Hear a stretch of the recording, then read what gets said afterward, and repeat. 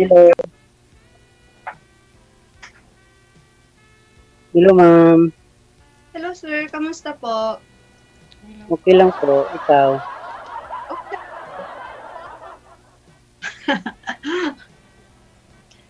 Bakit, Taga-Mindanao.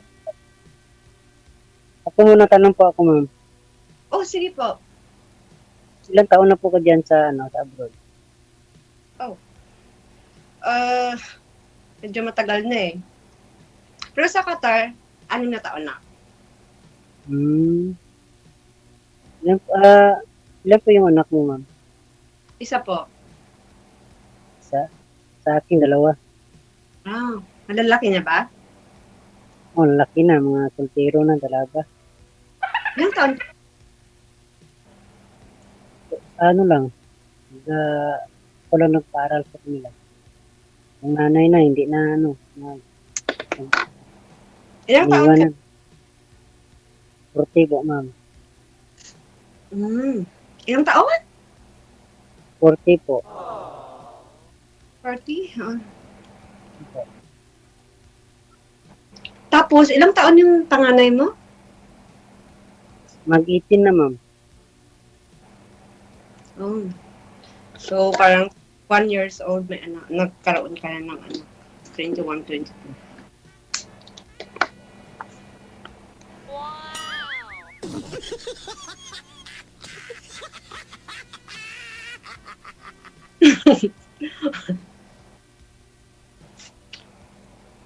Ah,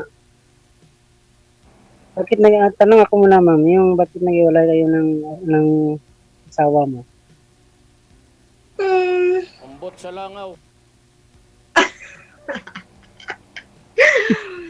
ganun talaga siguro. Kasi magkalayo. Ganyan talaga, ma'am, pareha tayo. Asan ba ang asawang mo before?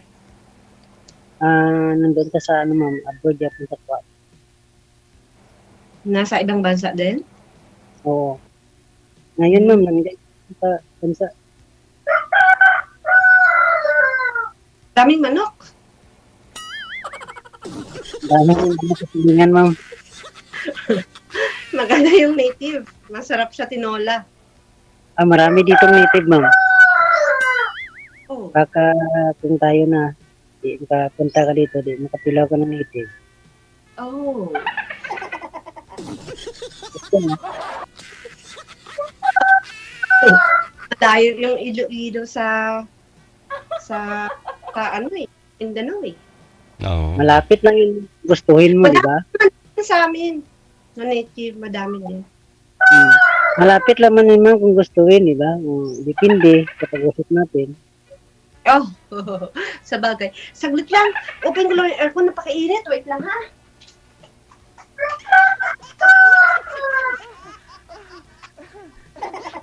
Sorry po. Summer pa kasi. Gusto mo karon, ma'am? Po. Gusto mo karon? No, panggabi kasi Rest? yung trabaho ko. Panggabi ako. Hmm.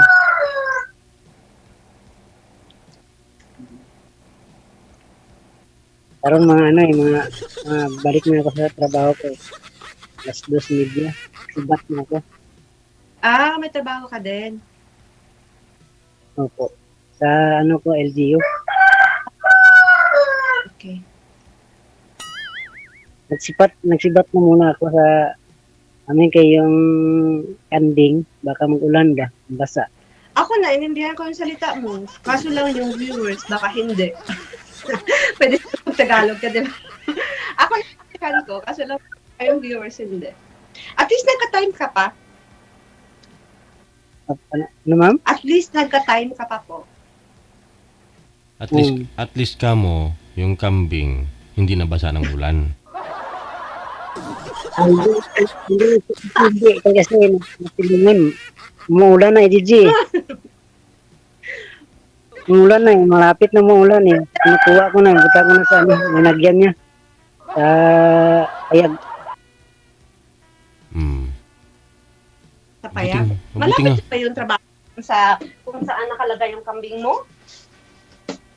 Malapit lang ma'am. Yung pamasahe pagpunta sa barangay namin, 50 lang. Oh,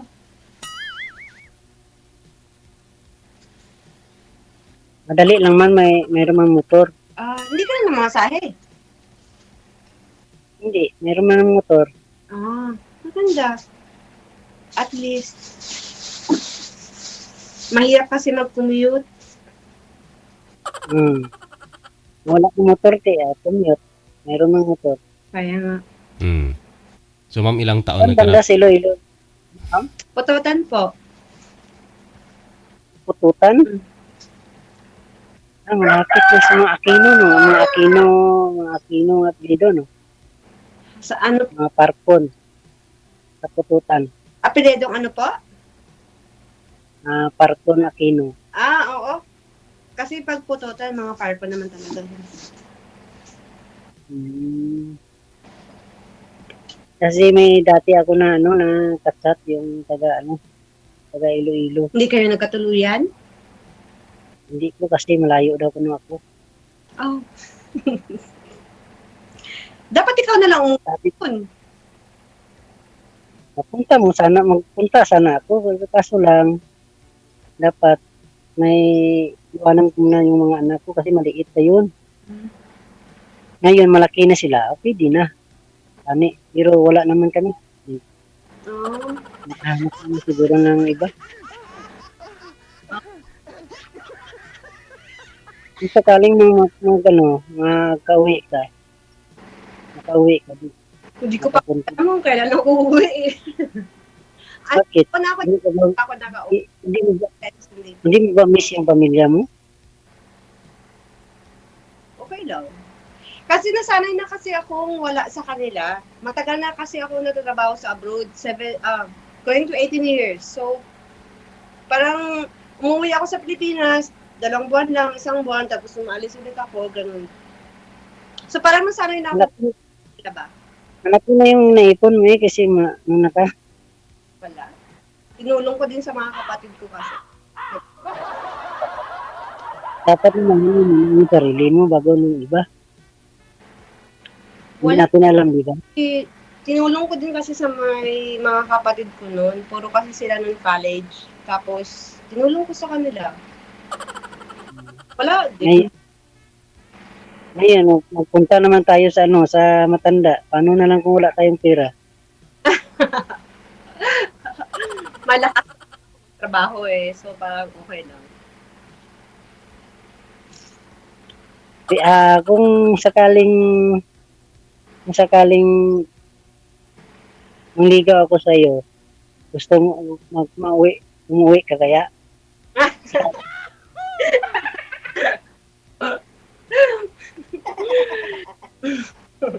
Hindi ko alam kasi mahirap kasi lalo ngayon ang mahal ng lahat dyan. So parang ang hirap umuwi nang wala kang ipon, wala kang naipundar, mahirap.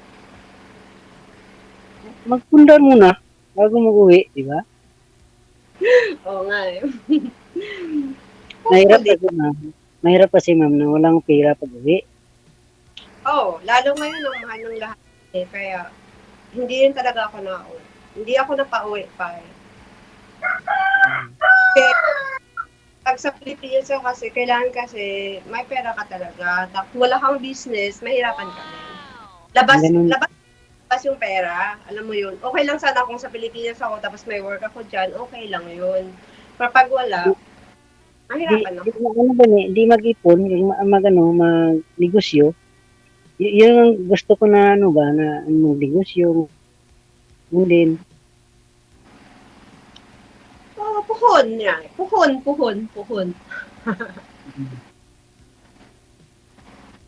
Dali laman yun, basta pag-usapan natin. Maliit pa yung anak ko. Kaka-anim. Ilang taon, ma'am? 6 na taon pa lang po, DJ, kasi iniwan ko lang yun siya ng 3 buwan. 3 buwan pa lang siya, iniwan ko lang siya. Teka lang po, saan na po ba yung tatay nun? Hindi ko alam eh. Sa Manila siguro. Pero yung anak ko, nasa mother ko. I mean, Yung I mean, nakipag-iwalay kanya, ka sa kanya o siya nakipag-iwalay sa'yo? parang pusa lang eh. Okay. Nagsama lang po kayo, tapos parang wala na, nahiwalay na, ganun. Hindi naman po kayo kasal. Hindi. Okay. Hindi ako Na-meet eh. kuya. Ikaw po kuya, kasal ka po? Opo. Pero nag ano na kami, nagpahimo kami sa barangay na wala nang ano, Mm. kung Kailangan. kung mga asawa ko wala na sa pakialam. Pero kung hahabulin ka ng babae, walang kwenta yung barangay, bla bla mo na sulat-sulat kasi kailangan talaga kasi May asawa naman siya. may asawa na siya. May asawa na siya. May anak na rin. Wala pa silang anak. Kasi bumalik pa sa abroad eh. Oh. Okay Marami naman kami, hindi ka habulin ng babae kasi pag hinabol ka ng babae, makakasuhan talaga. Kahit may permahan ka doon sa barangay or sa police man yan, hindi man yun valid eh. pero nagano naman kami. Ang sabi ko sa kanya, mag-asawa na lang ka ng sakto. Ako din, mag-asawa din ako kasi hirap na kasi walang asawa. Kasi papunta pa tayo sa gulang, wala pa tayong asawa. Mahirap yun, kahit may anak tayo na. Pero sir, yung mga anak po ninyo, wala sa kanya? Sa inyo po lahat? Oo, sa akin lahat sir. Ah. Ako nag-aral. Ilan po lahat yung mga anak ninyo? 2 sir. 2. Okay. Pero mabait ka man kuya, bakit di ka nakahanap ng daming babae? Ay, hindi ko pa ma'am eh. Inano ko pa yung mga anak ko muna. Gusto ko sila Ay. makatapos. Pag makatapos sila, pwede na akong makanap. Mga biyahin ko yung ganyan yung mga anak ko, maghanap na ako. Ilang taon pa lang po ngayon yung bunso mo, sir? 18. Sinata ko nito ng shop. Ay, wow. Grabe ka lang ni Inday. Kasi pag puli mo sa rumba nga diretso day ha. Pwede sir, diyan sa mga sir. Anong grade na yung bunso mo? Grade 12. K-12. So, pag college pa, 2 taon, 2 taon. So, parang mga, sabihin natin na kung magdadalawang taon siya sa college, 2 taon pa ang antayin. Kung mag-4 na taon, sa 4. 3 pa. 3 pa ba? Kaya, O sige, nag-extend muna ako dito sa Qatar ng 3 taon. Tapos sa Kapo eh. mas mabuti muna magbakasyon ka para magkita tayo. Madali lang kung sabi mo bakasyon. Pero parang ang hirap din kasi gawin. Siyempre, magastos din. Lalo sa akin ngayon, sa side ko kasi, ako kailangan bumili ng ticket ko, balikan. Tapos sa akin gastos lahat. Wala na kasi ako sa company. Umalis na kasi ako. Tapos yung visa, ako na rin yung bili ng visa ko. Tapos yung renewal nun sa 1 taon, ako din ang nagbabayad. So, pag like magbabakasyon ka sa Pilipinas, 2 buwan, mawawala na yung 2 buwan sa 1 taon na visa mo. So, parang ang hirap. Tapos ako bumasahe sa aeroplano. Di po, mo lang, Excuse me. na yung pamasahe ng aeroplano. Ikaw mo pumasahe, sir? Ikaw bumasahe? Oo. Okay lang, lapit. Mahal. Ano problem yan, ma'am? Si sir ang bahala dyan. Nasa, 3,000 yung kambing yan, ha? Oh. DJ, kulang yun. Wala, 3,000 ang kambing, i-times mo yun sa tag 5,000, isa na lang. Magkano na yung kambing ni sir? Ang lawak ng farm yan. 3,000 times 5,000, magkano na? Ilang milyon na kaya yon? Oh, 15 million na yun, ma'am. Oh, saan ka pa? Hindi na. Yan na ako sa kanya pala. Ayun, oh. King mo. Siswelduhan mo lang ako. Ano, kambing mo? Ako na lang magpapastol ng kambing mo. Sasahuran mo lang ako ba? Diba? Hindi ako mag-abot. Yan. Magkasama pa tayo. Mahirap din yung abroad, dapat mag-ipon. Pag uwi Oo. ni mo, kanang ano, Hindi yung kambing. pangbili ng kanding. Pag uwi ni mo, kainin natin.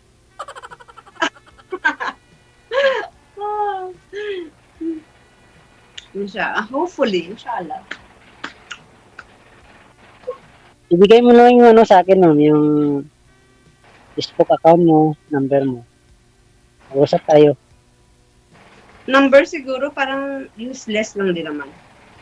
Kahit international. Facebook siguro baka pwede. Pero yung number kasi parang hindi mo naman ata kailangan yun. Okay lang, basta tayo, mag-usap tayo ng parte sa buhay natin. Oh,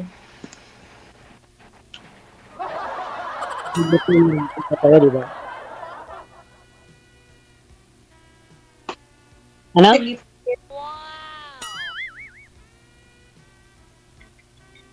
DJ, Pasok na po. Baka mali. DJ, Ano po yun, sir? ano lang sir, DJ, bigay mo sa akin yung Facebook account niya. Facebook account mo, ma'am. Yung ano mo, kasi may pasok pa ako.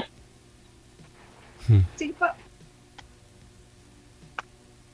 Magtawag ka Facebook mamaya. Ngayong gabi. Ay, iba kasi yung oras dyan eh. 5 oras yung avance dyan kaysa sa dito. So, panggabi ako, natutulog kasi ako dito ng 11 o'clock, 11, 12, 1, 2, 3, 4. 4 o'clock ng hapon dyan. Kasi panggabi yung duty ko kasi. Tapos gabi na ako magigising, madaling araw na dyan. Chat mo lang po pag may time ka. Call man kasi magtawagan kay on duty ako bakit. May mga camera kasi. Pag sa bahay lang talaga ako, yun lang talaga. Pero pag sa trabaho, hindi. At saka magkaiba yung oras natin kasi. Oras na tapos na ng trabaho, tulog naman ako.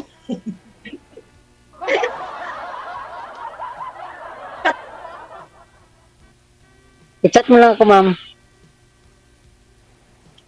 No I-add problem. mo ako. O, hindi kaya, i-add kita. Ibigay lang yung ano mo, yung nickname mo. Po. Okay po. Gusto niya gin makatilaw po tutanon, ma'am. So, DJ, Paano na? May pasok pa ata siya, sir. Baka malate siya. Parang magto 2:30 na ata siya. Good luck. Maraming salamat, no? Pagpatuloy na lang ninyo off-cam pag-uusap ninyo. Bye-bye. bye-bye.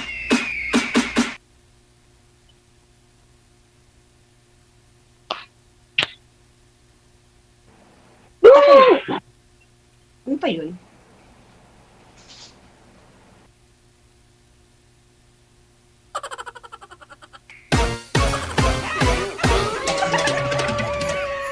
Ewan ko, pag sa langaw.